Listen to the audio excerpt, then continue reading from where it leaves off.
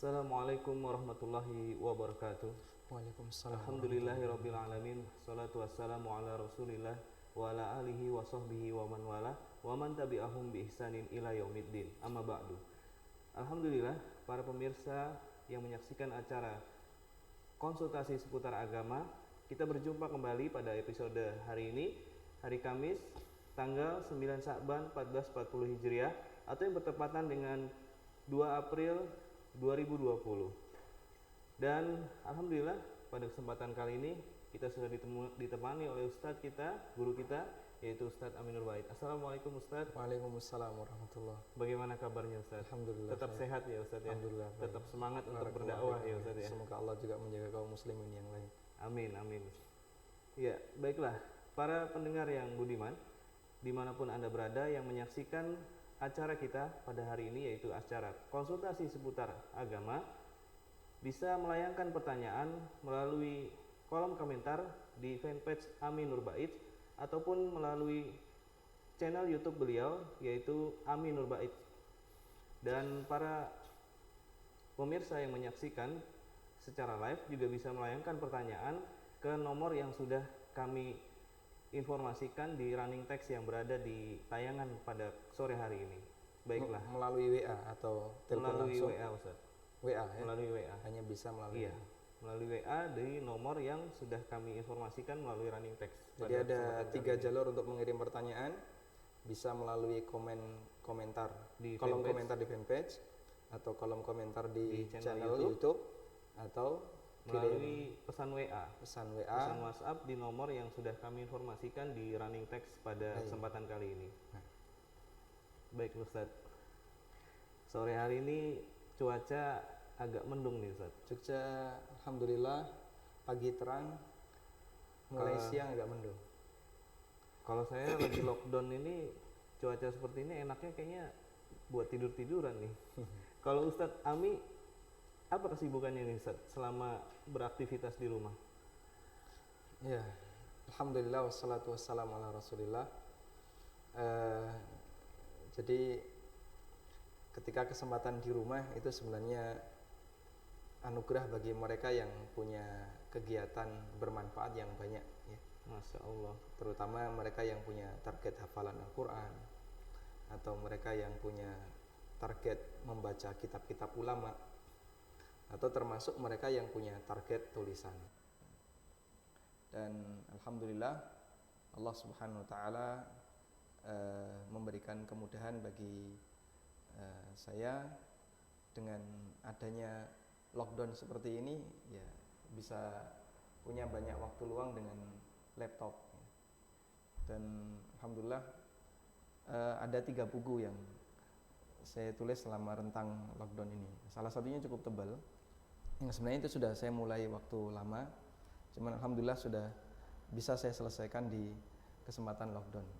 Berarti ada 3 buku ya Ustaz ya? 3 buku yang 2 tipis ya. Masya Allah. Kira-kira apa nih Ustaz? Mungkin ada dari pemirsa atau mungkin kaum muslimin yang budiman pengen kepo nih Ustaz bahasanya nih ya, pengen kepo judul buku yang akan terbit dalam waktu dekat nih, buku apa nih Ustaz? Ya, kalau yang sudah naik cetak atau sudah selesai layout tapi belum sempat kita kirim ke percetakan karena percetakannya libur, itu judulnya Halal Haram Bisnis Online, tapi itu tulisan lama, cuman baru selesai layout menjelang corona. Begitu selesai layout mau kita cetak, ya percetakan belum bisa melayani. Kemudian yang sudah selesai tulis, baru saja selesai tulis adalah buku tafsir sholat, yang buku ini membahas tentang bagaimana cara khusyuk dalam sholat plus penjelasan setiap bacaan yang kita baca ketika sholat, mulai dari takbiratul ihram sampai salam. Masya Allah. Ya, termasuk tafsir-tafsir setiap yang kita baca, doa rukuk tafsirnya seperti apa, doa sujud tafsirnya seperti apa. Boleh dibilang buku pertama Ustadz Amin nih yang di luar dari kebiasaan Mas. Biasanya nih tentang bisnis online. Selain masalah muamalah, saya juga punya beberapa karya seperti nasihat untuk orang yang sakit ya, judulnya Untukmu yang Sedang Sakit, dan buku ini diterbitkan oleh Yayasan Amal Abadi untuk dibagikan gratis sebanyak 3.000 eksemplar, tapi belum selesai, belum Ditunggu selesai ya? dipercetakan. Ditunggu aja ya Ustadz ya. Kemarin sudah dikerjakan, tapi karena lockdown mereka minta libur sementara dan kita minta tolong segera, kalau sudah selesai segera dikirim, karena kita mau mengejar momen seperti ini untuk kita kirim ke beberapa rumah sakit. Kemudian ada juga buku fikih sholat duha, tapi buku ini sudah nggak terbit ya. Itu terbit sekitar tahun 2000 berapa, 2012 atau 2013. Kemudian ada juga buku fikih kurban, itu juga buku lama, mungkin sekitar 2015 buku itu terbit. Dan saya belum melihat lagi versi yang terbaru, nampaknya sudah nggak diterbitkan oleh Rumah Ilmu. Kemudian ada doa dan dzikir Ramadan, wallahu alam, itu kayaknya juga sudah nggak terbit ya. Masya Allah. Dan ini merupakan salah satu atau beberapa dari hasil karya Kalau yang ini pernah khusus antum telurkan ya Ustadz ya. Masalah muamalah, dari mulai ada satu buku yang perdana tentang muamalah tapi nggak ada di sini ya, pengantar fikih jual beli.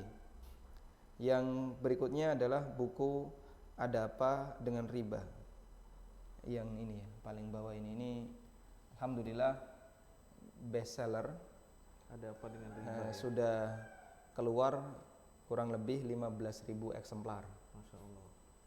Kemudian beberapa buku yang lain itu menyusul, seperti Ada Orang Utang, ini juga sudah nggak terbit lagi, ini kurang lebih 5.000 eksemplar. Pasar Muslim ini juga kurang lebih 5.000. Kode Etik ini dulu penerbit mencetak 6.000 dan sekarang sudah habis. Saya ingat sepertinya saya pernah membedah buku yang ini Ustadz. Kode Ya, Etik beberapa Pengusaha buku Muslim. yang saya tulis dibedah di banyak kesempatan kajian, baik di Jawa maupun di luar Jawa, bahkan beberapa dibedah di luar negeri ya. Ini ada juga buku yang dia sebenarnya modul workshop, kemudian modul workshop 2 hari, kemudian saya bukukan jadi pengantar fikih jual beli dan harta haram. Dan ini sebenarnya penjelasan dari buku saya yang pertama, pengantar fikih jual beli, yang tipis ini, kemudian saya buat jadi lebih tebal. Dan dalam waktu dekat akan terbit lagi buku Halal Haram Bisnis Online. Ya, ini belum naik cetak tapi. Belum naik cetak ya Ustadz. Tapi sudah selesai layoutnya. Ya mungkin ini ditunggu-tunggu nih Ustadz, karena banyak juga dari kita nih yang pelaku bisnis online. Kira-kira apa batasan-batasannya? Kira-kira boleh dikasih bocoran sedikit nggak Ustadz tentang halal haram bisnis online? Cukup banyak itu materinya, jadi kalau dikasih bocoran saya bacakan daftar isinya jadinya. Cuman daftar isinya saya tidak bawa. Masya Allah. Nanti Ya, takutnya seperti bahas masalah marketplace, kemudian rincian hukum tentang dropshipping, kemudian tentang halal haram cari uang di dunia internet, ada Google AdSense, AdMob, CPA ya, click per action, kemudian ada termasuk bisnis saham, bisnis forex, kemudian saya juga membahas tentang masalah bisnis afiliasi dan beberapa bentuk bisnis yang lain yang sering dilakukan oleh masyarakat di dunia online. Jadi boleh dibilang sudah hampir menyeluruh ya dibahas di buku itu ya? Yang saya tahu saja ya, dan itu berdasarkan beberapa informasi dari kawan-kawan yang praktisi di bisnis itu. Kemudian saya tanya detail, termasuk pembahasan tentang uang digital. Di situ saya buat agak rinci tentang uang digital, baik e-money maupun uang digital yang diterbitkan oleh perusahaan seperti GoPay, OVO, dan seterusnya, ada Dana, ada Bitcoin. Isaku. Kemudian ada cryptocurrency juga saya bahas khusus. Kemudian termasuk uang yang dipakai untuk transaksi internasional seperti PayPal, dan beberapa pembahasan tentang masalah e-wallet yang ada di masyarakat. Masya Allah. Kalau dilihat dari bocorannya, sepertinya sangat-sangat komplit sekali bukunya nih. Dan sudah pasti mungkin sangat-sangat ditunggu oleh para kaum muslimin ya Ustaz. Sebagian materinya sudah pernah kita bahas di kajian umum, cuman tanpa modul ya, tanpa buku. Jadi seperti uang digital itu pernah saya bahas kajian di Jakarta beberapa kali. Baik. Kemudian pembahasan dropshipping juga beberapa kali kita bahas di Jogja. Baik. Masya Allah. Baiklah, tentunya kita juga sama-sama menunggu nih bukunya dari Ustadz Aminul Bait. Dan saya jadi malu nih Ustadz, di masa lockdown antum bisa menelurkan banyak hal-hal yang bermanfaat. Bagi dong tipsnya kira-kira buat kaum muslimin nih. Ya sebenarnya sekali lagi ya, bagi mereka yang sebenarnya punya kesibukan yang manfaat di rumah, nganggur itu anugerah. Nganggur itu anugerah. Sehingga dengan kondisi seperti ini, anak-anak libur, nggak ada kegiatan ngantar anak, kemudian aktivitas di luar libur semua, Anda bisa banyak melakukan pekerjaan di rumah. Kalaupun selesai kegiatan yang kaitannya dengan masalah rumah tangga, misalnya mencari nafkah, bersih-bersih, bersih-bersih atau masak-masak, Anda masih punya banyak sisa waktu. Bisa digunakan untuk menghafalkan Quran atau belajar ilmu agama. Alhamdulillah seperti yang dilakukan oleh Al-Ustadz Dr. Firanda ya. Beliau mengajak kaum muslimin untuk mengisi waktunya dengan belajar bahasa Arab. Dan Masya Allah kemarin saya lihat penontonnya berapa kemarin? 10.000. Itu di YouTube ya. Yang di Facebook 4.000 sampai 4.500-an ya. Masya Allah itu jumlah yang luar biasa. Kalau itu bisa bertahan itu luar biasa. Yang bisa bahasa Arab banyak. Cuman biasanya belajar bahasa Arab itu ramai di depan, sepi di akhir. Jadi yang sabar sedikit. Dulu berarti program tahsin kita sepertinya harus dilanjutkan nih Ustaz. Kalau tahsin itu kan harus ada praktek pengucapan. Makanya kenapa saya buat libur, karena nanti saya harus mengumpulkan beberapa kawan yang ikut dalam program tahsin itu, dan dia harus praktek pengucapan. Praktek pengucapan kalau kumpul banyak orang pakai masker nggak pantas ya, nanti nggak maksimal. Kemudian makhrajnya salah melulu nanti. Ya, makhrajnya keliru. Dan kalau kita lihat beberapa ulama besar, mereka punya banyak karya yang hebat-hebat itu rata-rata adalah orang yang sabar di rumah. Seperti Abdullah bin Mubarak itu jarang sekali keluar rumah. Sampai murid-muridnya itu bertanya, alam tastauhish, Anda itu apa enggak merasa bosan di rumah? Kemudian jawab Abdullah bin Mubarak, wa kaifa astauhish wa ana ma'an Nabi sallallahu alaihi wasallam. Bagaimana saya merasa bosan padahal saya bersama Rasulullah sallallahu alaihi wasallam. Dan yang beliau maksud adalah menelaah hadis-hadis Nabi sallallahu alaihi wasallam. Sehingga para ulama mereka itu tidak merasa kesepian, tidak merasa bosan ketika sendirian karena teman mereka buku. Sehingga berapa jumlah teman kamu di rumah? Sebanyak autor yang ada di buku, yang ada di perpustakaan saya. Saya punya teman Imam Ibnu Hajar, Imam Nawawi, saya berteman dengan Suyuti, saya berteman dengan Syekhul Islam Ibnu Taimiyah, Ibnu Qayyim, saya berteman dengan ini. Karena kita berinteraksi dengan mereka melalui karya mereka. Meskipun kita sendirian, meskipun tidak ada siapapun di sekitarnya. Makanya para ulama ketika di penjara, bagi mereka itu waktu rohah, waktu istirahat. Seperti Syekhul Islam ketika dimasukkan ke penjara Qal'ah, ya boleh sampaikan ya, apa yang mau dilakukan oleh para musuh-musuhku, orang yang membenciku. Karena sebenarnya penjara bagiku adalah kesempatan untuk istirahat. Sehingga saya tidak perlu mikir untuk bekerja mencari nafkah agar saya bisa makan. Saya tidak perlu mikir punya masalah dengan lingkungan. Karena ketika orang di penjara kan dia nggak punya masalah dengan lingkungan tetangganya. Kalau ada apa-apa di luar saya nggak perlu mikir, saya nggak bisa apa-apa. Sehingga beliau hanya lebih fokus membaca Quran, kemudian belajar dan berdakwah kepada teman-teman yang ada di penjara, sehingga mengajak mereka untuk memanfaatkan waktu senggangnya ketika di penjara untuk lebih bernilai, dipakai untuk belajar dan seterusnya. Ya. Masya Allah. Ya, kalau kita itu anugerah yang diberikan oleh Allah untuk para kibar ya, dan kita kalaupun tidak bisa seperti mereka ya minimal tiru-tiru kayak mereka. Masya Allah. kalau kita berbicara mengenai keutamaan para ulama salaf ini seolah-olah tinta di lautan tidak akan cukup menjadi tintanya Ustaz. Masya Allah. Masya Allah. Ya mungkin itu berlebihan juga karena itu hanya berlaku untuk Allah ya. Baik. Masya Allah. Cuman sekali lagi bahwa kita kasih motivasi kepada kaum muslimin, Anda bisa manfaatkan waktu Anda ketika di rumah seperti ini dengan memperkaya kegiatan-kegiatan yang bermanfaat. Kalaupun capek baca Quran, ya kita bisa ganti dengan mendengarkan ceramah.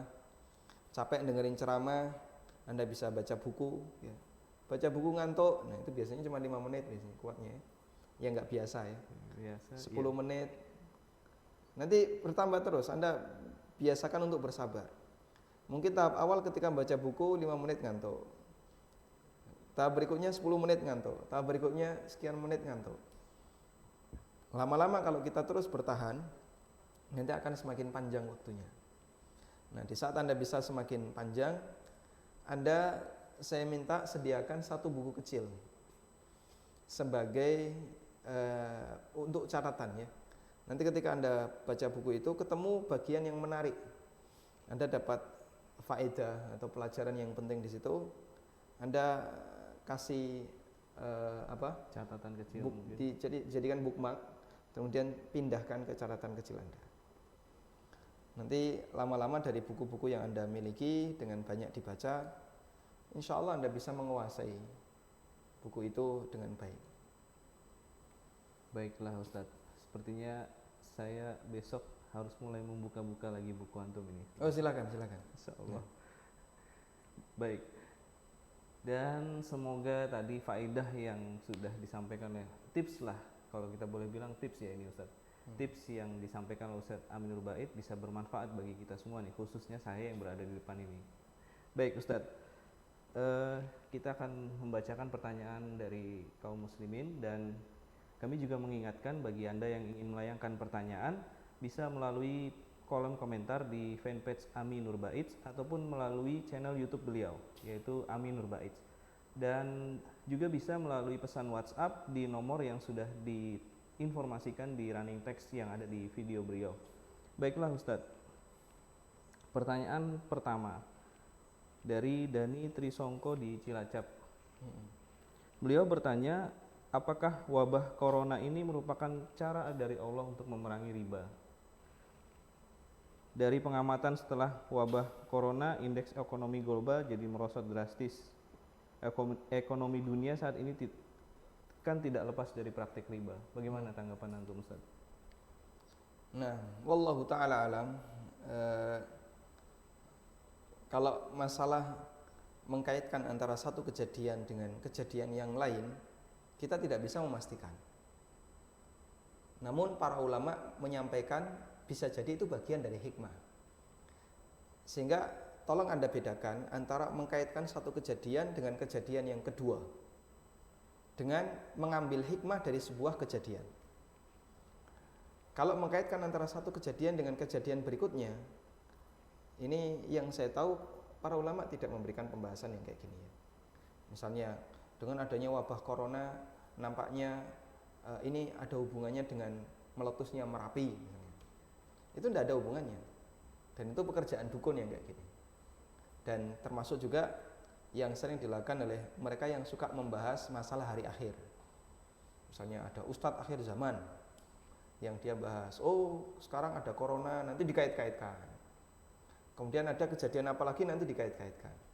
Ini pekerjaan dukun yang kayak gini ya. Jadi kaum muslimin sebaiknya menghindari yang kayak gini. Tapi kalau membahas hikmah dari sebuah kejadian, itu kadang ulama menyebutkannya. Misalnya, dengan adanya kejadian corona ini kita bisa mengambil hikmah. Salah satunya adalah transaksi riba menjadi menurun. Alhamdulillah, itu bagian dari keberkahan yang diberikan oleh Allah. Dengan adanya musibah ini, potensi maksiat jadi turun. Banyak orang kemudian tinggal di rumah. Orang tidak berani buka-bukaan aurat. Kalau dulu manusia banyak menggunakan kesempatan kumpul-kumpul bareng seperti Sunday morning, Car Free Day, kumpul-kumpul untuk senam-senam. Sekarang tidak ada. Iya. Sehingga mereka membahas dari sisi hikmah. Kalau yang kayak gini tidak masalah. Tapi kalau mengkaitkan kejadian ini dengan kejadian itu, wallahu alam, karena kita tidak tahu bagian yang gaib, apakah Allah Subhanahu wa taala menghendaki dengan adanya corona tujuannya adalah dalam rangka untuk membasmi riba atau dalam rangka untuk menyudutkan orang kafir, kita nggak tahu. Karena kita nggak tahu, ya kita dilarang untuk rajman bil ghaib, menebak-nebak sesuatu yang gaib, sehingga ilmunya kita serahkan kepada Allah Subhanahu wa taala. Dan sebaiknya kita tinggalkan pembahasan yang seperti itu ya Ustaz. Ya, jadi mengkaitkan kejadian dengan kejadian itu kita tinggalkan. Tapi kalau membahas hikmah kejadian silahkan. Baik Ustaz, jazakallah khairan atas jawabannya. Baiklah, pertanyaan berikutnya dari ikhwan kita di Surabaya, yaitu Pak Ikhwan Rizal. Beliau bertanya, Assalamualaikum warahmatullahi wabarakatuh. Waalaikumsalam warahmatullahi wabarakatuh. Bagaimana hukum sholat tanpa berwudu atau tayamum yang dilakukan para medis dalam menangani wabah saat ini? Mungkin yang dimaksud para medis yang menggunakan pakaian lengkap itu Ustaz. Ya, mereka yang memakai APD itu kan memang tidak bisa lepas pasang ya, sehingga sekali pakai ya dipakai sampai satu shift, dan satu shift itu 8 jam. Beberapa waktu sholat biasanya. Berapa? 8 jam. 8 jam. Satu shift itu 8 jam. Nah, kemudian kalau mengalami seperti ini, apa yang bisa dilakukan? Kami sarankan ketika satu shift itu harus menggunakan APD dan tidak bisa dilepas, berarti pertama harus bisa ngatur waktu. Jadi mungkin pihak rumah sakit memberi bisa mengatur waktu agar satu shift itu tidak terlalu nabrak kepentingan sholat. Misalnya begini, kita buat shift pertama itu dimulai dari duhur, berarti jam berapa? Jam 1 misalnya. Duhur sampai jam 1 berarti sampai jam 10 malam. Otomatis nanti dia akan menghadapi 2 atau jam 12 sampai jam 9 ya. Dia nanti akan menghadapi 2 atau 4 waktu sholat. Duhur, asar, maghrib, isya. Nah, kita sarankan shift ini dimulai setelah sholat duhur, sehingga nanti yang bersangkutan bisa berwudu, kemudian sholat duhur jamak dengan asar. Loh, kok boleh jamak? Karena dia punya kebutuhan. Dia sholat duhur jamak dengan asar, selainnya pakai APD. Nanti nyopotnya di jam 9. Begitu jam 9, dia bisa sholat maghrib, isya, jamak di waktu isya, di jam 9. Nah, kalau bisa ngatur waktu seperti ini, insya Allah ini lebih baik. Karena menjamak sholat karena kebutuhan itu lebih ringan dibandingkan sholat tanpa wudhu tanpa tayamum. Sholat tanpa wudhu tanpa tayamum itu memang boleh, tapi berlaku bagi faqidut thaharatain, orang yang sama sekali tidak bisa bersuci. Dan itu kondisi khusus seperti orang yang lumpuh. Ada orang lumpuh, dia nggak bisa ngomong, bisanya hanya kedip-kedip mata, datang waktu sholat. Di sekitarnya nggak ada orang yang bisa mewudukan dan nggak ada orang yang bisa mentayamumkan. Sampai ketika waktu sholat itu mau berakhir, dia sadar, ini saya belum sholat. Tengok kanan kiri nggak ada orang. Mau teriak nggak bisa. Mau ngambil air nggak bisa. Mau tayamum tangannya nggak bisa diangkat. Terus gimana? Silahkan dia sholat dalam kondisi tanpa wudhu, tanpa tayamum. Dan itu kondisi darurat atau kondisi udzur yang membolehkan bagi dia untuk meninggalkan bagian yang merupakan syarat salat. Baik. Tapi yang lebih ringan tadi adalah menjamak, karena ini pilihan yang sebenarnya lebih parah dibandingkan yang pertama. Makanya kita sarankan kalau bisa jamak saja daripada sholat tepat waktu tapi tidak ada wudhu tanpa wudhu tanpa tayamum.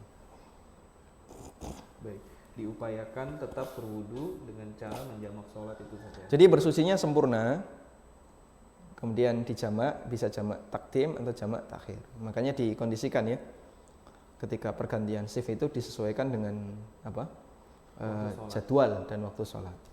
Baik, jazakallah khairan Ustaz atas jawabannya, dan semoga jawaban tersebut bisa dipahami dan dimengerti dengan baik. Baiklah Ustaz, pertanyaan berikutnya dari Wisnu di Tangerang.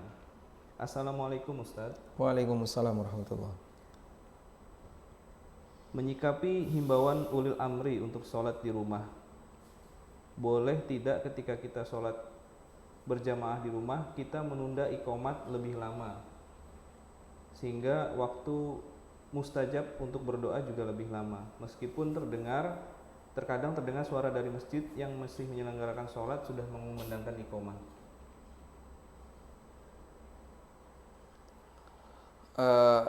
Wallahu alam tentang makna hadis Nabi sallallahu alaihi wasallam, ma bainal adhanaini atau ad-du'a bainal adhanaini la yurad.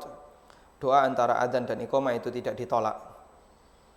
Apakah itu juga berlaku untuk mereka yang sholat di rumah, ataukah hanya berlaku untuk mereka yang sholat di masjid? Saya tidak punya ilmu tentang ini, karena pertanyaan sebenarnya terkait dengan itu ya. Sehingga kalau maksud Anda biar lebih banyak berdoa antara adzan dan iqamah dengan memperlama iqamah, wallahu alam, apakah itu berlaku di rumah atau tidak? Mungkin saya perlu waktu untuk belajar terlebih dahulu. Baik. Memahami apakah itu berlaku untuk sholat jamaah di rumah ataukah sifatnya hanya khusus di masjid.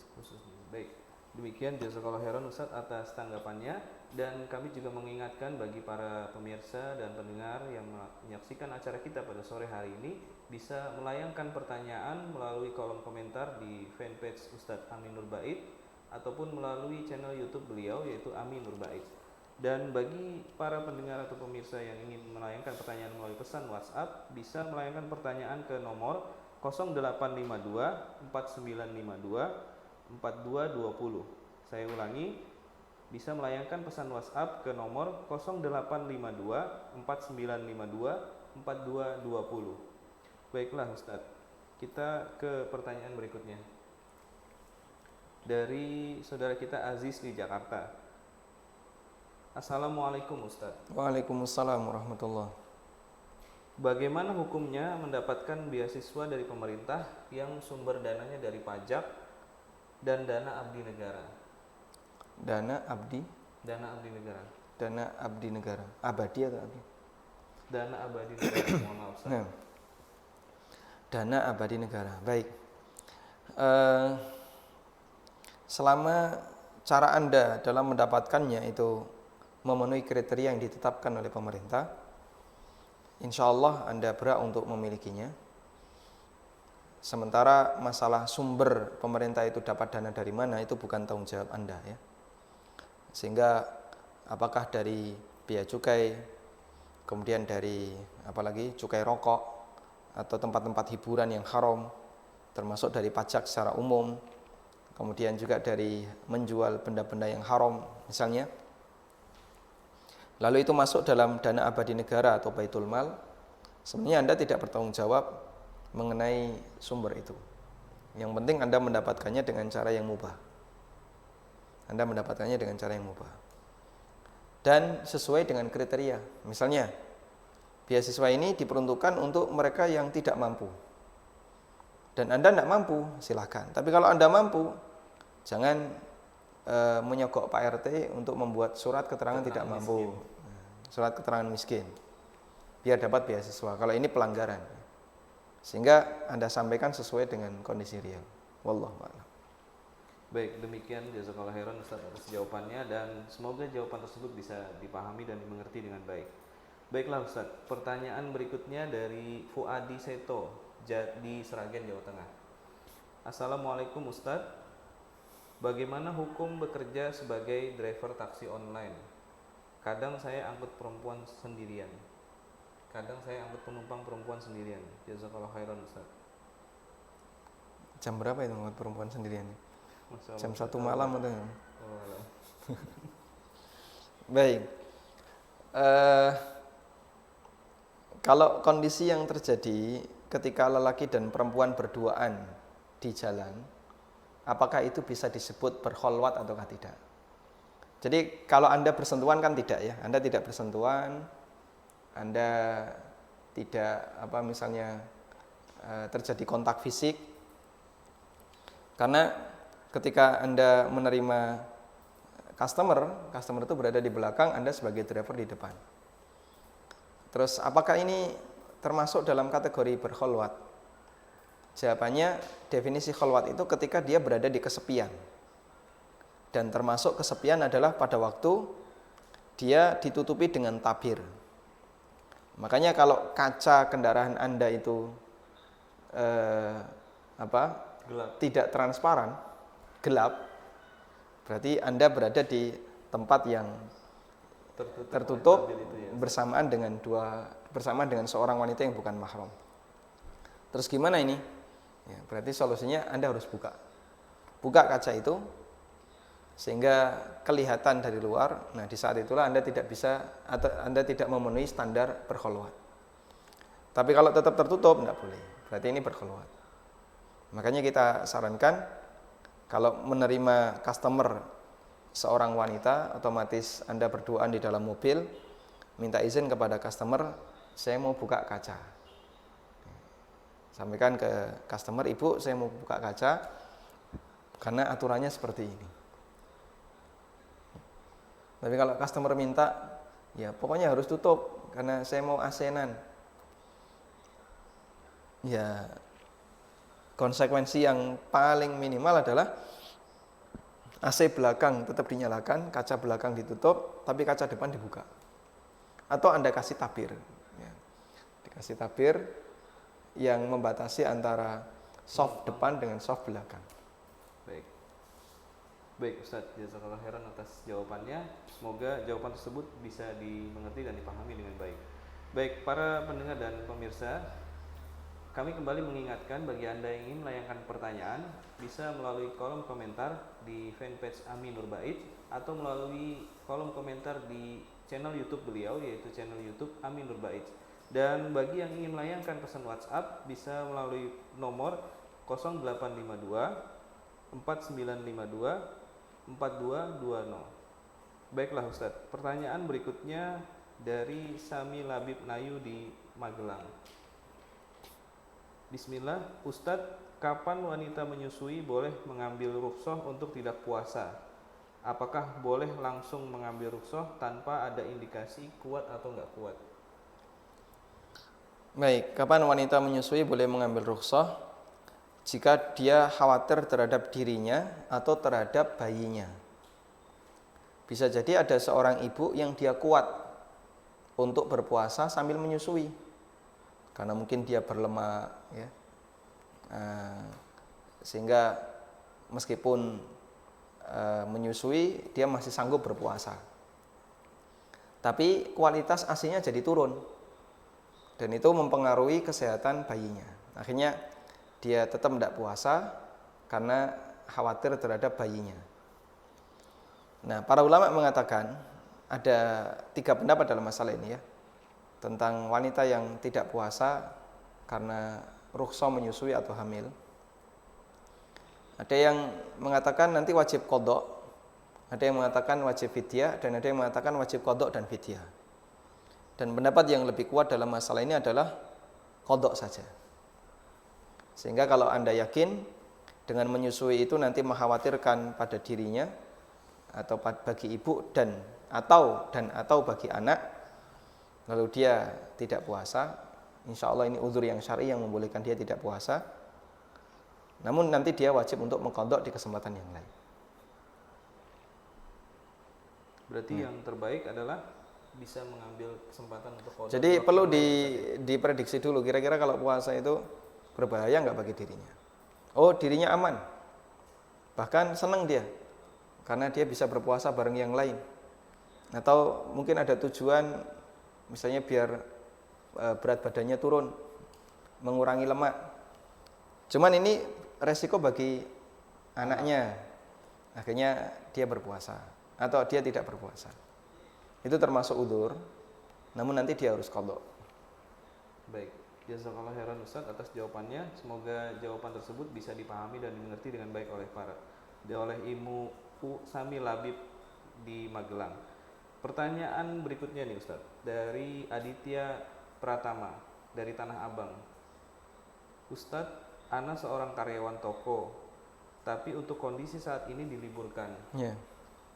Ana masih diberi gaji sama bos, walaupun gaji tersebut tidak full seperti hari biasa, dan itu mencukupi untuk kebutuhan. Di sisi lain, Ana ada rencana ingin jualan online sampai tokonya buka kembali. Bagaimana hukumnya, Ustadz? Baik, ya semoga Allah Subhanahu wa taala memberikan kecukupan bagi Anda dan keluarga Anda.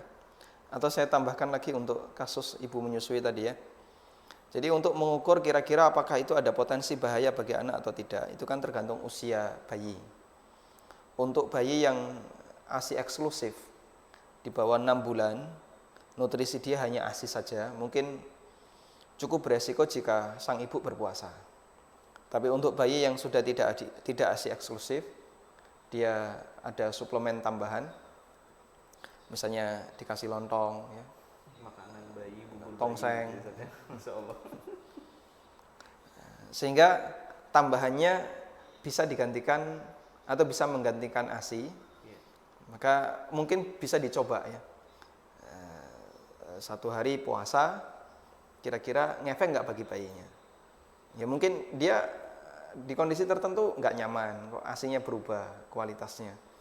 Tapi nutrisi tambahannya diperbanyak.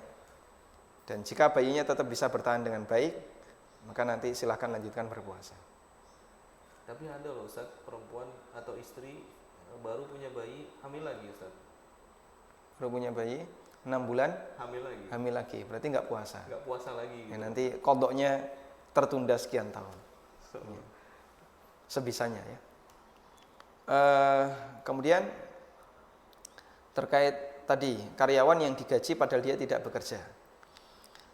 Kami memberikan rincian. Yang pertama, jika bos Anda tidak memberikan tugas apapun, maka Anda boleh mengerjakan pekerjaan terserah Anda. Misalnya mau jualan online atau kegiatan yang lain, terserah. Dan kita sarankan untuk jenis yang pertama ini, Anda bantu jualkan barangnya bos. Anda bantu jualkan barangnya pemilik toko Anda. Misalnya kalau dia jualan baju, Anda bantu jualkan dengan cara online. Sehingga Anda tetap memberikan manfaat bagi dia karena Anda digaji, meskipun gaji itu tidak banyak ya, atau tidak seperti biasanya. Yang kedua, jika bos Anda ngasih tugas di rumah, maka Anda wajib untuk menyelesaikan tugas itu sesuai dengan perintah yang diberikan, karena Anda masih digaji. Dan Anda tidak boleh melakukan aktivitas yang lain yang mengganggu tugas pertama ini. Kalau tugas pertama ini sudah selesai, barulah Anda boleh melakukan aktivitas yang lain. Wallahu a'lam. Baik. Jazakallah khairan Ustaz atas jawabannya. Semoga jawaban tersebut bisa dipahami dan dimengerti dengan baik. Pertanyaan berikutnya Ustaz, melalui pesan WhatsApp dari Ferry di Jogja. Assalamualaikum Ustaz. Waalaikumsalam warahmatullahi. Apakah boleh ketika kita sedang sholat, anak yang sedang nangis kita angkat, kemudian kita kembali melanjutkan sholat? Apakah harus mengulang atau boleh langsung mengikuti sholat lagi? Baik. Menggendong anak ketika sholat itu dilakukan oleh Nabi SAW. Beliau pernah menggendong Umamah. Umamah bintu siapa? Bintu Abil As. Cucu Nabi SAW dari putri beliau yang bernama Zainab. Zainab bintu Muhammad SAW menikah dengan Abul As, lahirlah Umamah. Ketika Umamah bayi pernah digendong oleh Nabi SAW. Pada waktu beliau berdiri digendong, ketika ruku digendong, i'tidal digendong, sujud ditaruh, lalu beliau sujud. Duduk, sujud lagi, berdiri lagi, digendong lagi. Sehingga gendong bayi ketika sholat hukumnya boleh, dan ini disebutkan dalam hadis riwayat Bukhari Muslim. Kemudian syaratnya apa boleh melakukan seperti ini? Syaratnya adalah bayi itu tidak membawa najis. Kalau bayi itu membawa najis, tidak boleh digendong. Karena kalau bayi itu membawa najis dan Anda gendong, berarti secara sengaja menaruh sesuatu yang najis di badan. Dan itu bisa membatalkan sholat. Karena itu kita sarankan, kalau Anda ingin bawa anak ke masjid, bawa bayi ke masjid, pastikan pampersnya kosong dari air kencing. Ketika Anda memastikan di sini nggak ada najis, Anda bawa ke masjid. Nah, nanti ketika di tengah Anda sholat, misalnya Anda jadi makmum, dia nangis, lalu Anda ambil, digendong, melakukan gerakan kayak gini tidak apa-apa, karena dibutuhkan. Sebagaimana Rasulullah SAW berkali-kali menggendong lepas, gendong lepas ketika beliau sedang sholat. Wallahu a'lam. Baiklah Ustaz, jazakallah khairan atas jawabannya dan semoga jawaban tersebut bisa dipahami dan dimengerti dengan baik. Baiklah Ustaz, ada pertanyaan masuk melalui kolom komentar di fanpage Amin Nur Bait dari Fitri Umu Faikoh. Ustadz mau bertanya, adakah ayat atau hadis sahih yang berisi tentang menjual harta warisan berupa lahan atau tanah agar menjual sesuai harga pasaran yang berlaku? Adakah dalil yang berisi tentang menjual harta warisan berupa lahan atau tanah agar menjual sesuai harga pasaran yang berlaku? Wallahu alam, yang kami pahami, dalil itu menjelaskan tentang teknis pembagian atau tata cara pembagian, ya. Jatah masing-masing seperti apa, kemudian aturan pembagiannya bagaimana. Sedangkan menjual dan tidak menjual itu urusan yang kembali kepada keluarga dan ahli waris. Kami tidak mengetahui adanya anjuran tentang itu. Cuman ada praktek sahabat seperti yang dilakukan oleh Abdullah bin Zubair. Ketika Zubair bin Awam meninggal dunia, beliau meninggalkan lahan warisan. Pada waktu Zubair meninggal, ada banyak utang. Dan beliau pesan sama anaknya, tolong nanti ini dilunasi. Saya tinggalkan sebuah tanah di Ghobah. Akhirnya tanah itu dijual dengan harga yang sangat mahal. Setelah dia umumkan kepada para sahabat, ayah saya punya utang sekian, sementara peninggalan dia hanya tanah ini. Muawiyah mengambil sekian, ada sahabat yang lain membeli sekian, sampai laku dengan nilai yang sangat besar. Cukup untuk dipakai nutupi utang dan sisa masih banyak. Nah, sisanya itu dibagikan kepada para ahli waris. Diceritakan di situ beberapa istrinya Zubair mendapatkan jatah warisan yang cukup besar dari hasil penjualan tanah tadi. Nah, kisah ini disebutkan oleh Bukhari di bawah judul bab barokatu malil mujahid. Bab keberkahan hartanya seorang mujahid. Karena Zubair bin Awam itu meninggal ketika jihad, dan beliau meninggal dalam kondisi yang baik, radhiyallahu an. Dan lahan yang ditinggalkan oleh Zubair Ibnul Awam itu dijual oleh anaknya untuk dijadikan sebagai pembagian warisan.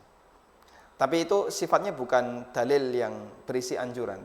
Itu sifatnya hanya salah satu contoh kasus yang terjadi pada sahabat. Sehingga kalau misalnya menjual dan tidak menjual itu apakah ada anjurannya, yang lebih tepat kita tidak menjumpai anjuran itu, tapi kalau mau dijual silahkan. Sesuai dengan kondisi. Masalah harga masing-masing ya Ustaz. Itu kembali kepada uruf yang berlaku. Baik, baik Ustaz. Jazakallahu khairan Ustaz atas jawabannya dan semoga jawaban tersebut bisa dimengerti dan dipahami dengan baik. Masih ada berapa pertanyaan? Ada 2 pertanyaan Ustaz. Baik. Dari pemirsa Niaga TV. Assalamualaikum Ustaz. Waalaikumsalam warahmatullahi. Ustadz, bagaimana praktek puasa Rasul kita di bulan Sya'ban ini? Jadi di bulan Sya'ban, beliau bertanya bagaimana praktek puasa Rasul di bulan Sya'ban ini. Karena Ana tidak bisa memahami hadis Rasul yang mengatakan bahwa Rasul puasa di bulan Sya'ban hampir sama dengan puasa di bulan Ramadan. Baik. Hadis tentang puasa Nabi SAW di bulan Sya'ban itu banyak sekali. Sebagian diriwayatkan oleh Bukhari Muslim, sebagian diriwayatkan oleh selain Bukhari Muslim. Ada yang dari Aisyah, ada yang dari Ummu Salamah, ada yang dari Usama bin Zaid, dengan aneka redaksi yang berbeda-beda. Yang kesimpulannya beliau rajin puasa Sya'ban. Bahkan kata Ummu Salamah disambung dengan Ramadan. Dan kata Aisyah, wa kana yasumu Sya'ban kullah. Nabi SAW puasa Sya'ban sebulan penuh. Sehingga praktek Rasulullah SAW ketika puasa di bulan Sya'ban itu ya sebagaimana puasa Ramadan, dari mulai tanggal 1 sampai terakhir. Kalaupun bolong itu paling sehari 2 hari. Nah, ketika Usama bin Zaid bertanya kepada Nabi SAW, kenapa Anda rajin puasa di bulan Sya'ban? Nabi SAW menjelaskan tentang hikmahnya. innahu syahrun yaghfulu anhun nas. Sya'ban itu bulan yang banyak dilalaikan masyarakat. Baina Rajabin wa Ramadan, karena dia jatuh antara Rajab dan Ramadan. Rajab itu bulan ibadahnya orang Arab di masa silam, di masa jahiliyah. Ramadan bulan ibadahnya kaum muslimin. Sehingga Sya'ban bulan kecepit. Diapit oleh 2 bulan ibadah. Akhirnya banyak ditinggalkan oleh masyarakat. Wa fiha turfa'ul a'mal ila rabbil alamin. Dan di bulan Sya'ban itu amal diangkat menuju Allah Ta'ala. Lalu beliau mengatakan, fa ana uhibbu an turfa' amali wa ana sha'im. Maka saya ingin ketika amalku diangkat menuju Allah, saya dalam kondisi berpuasa. Nah, kapan amal itu diangkat? Apakah di pertengahan awal Sya'ban, pertengahan atau akhir Sya'ban? Kita tidak tahu. Yang jelas di bulan Sya'ban. Nah, beliau untuk memastikan ketika amalnya diangkat dalam kondisi puasa, beliau memperbanyak puasa atau bahkan puasa penuh di bulan Sya'ban. Setiap hari. Setiap hari ya Ustaz. Ya, kalau mampu mengamalkan ya itu luar biasa. Tapi jarang orang yang sanggup untuk mengamalkannya. Kalaupun tidak mampu ya barangkali Anda bisa berpuasa di bulan Sya'ban sebisanya. Baik Ustaz, jazakallahu khairan atas jawabannya, dan semoga jawaban tersebut bisa dipahami dan dimengerti dengan baik oleh si penanya. Dan sebagian ulama mengatakan Sya'ban itu bimanzilatil qabliyah. Itu ibarat seperti ibadah qabliyah. Jadi sholat ada sholat qabliyah, ada sholat ba'diyah yang mengiringi sholat wajib. Maka puasa juga seperti itu, ada puasa qabliyah, ada puasa ba'diyah yang mengiringi puasa wajib. Qabliyah Ramadan itu Sya'ban, ba'diyah Ramadan itu Syawal. Sehingga puasa Sya'ban itu puasa qabliyah Ramadan, 6 hari di bulan Syawal itu puasa ba'diyah Ramadan. Baik Ustaz, pertanyaan terakhir di kolom komentar YouTube ini Ustaz, dari Firman Nugraha. Bismillah, Ustaz, bagaimana hukumnya kalau kita punya hutang riba ke bank untuk beli rumah? Bagaimana solusinya sedangkan anak dulu tidak paham tentang riba? Apakah sudah lunas atau belum? Sepertinya belum ini Ustaz. Sepertinya belum. Sepertinya belum. Jadi kejadiannya sebelum paham, setelah paham utang belum lunas. Utang belum lunas. Terus bagaimana ya?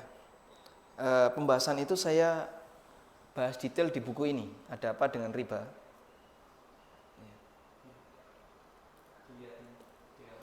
Dilihatin di kamera,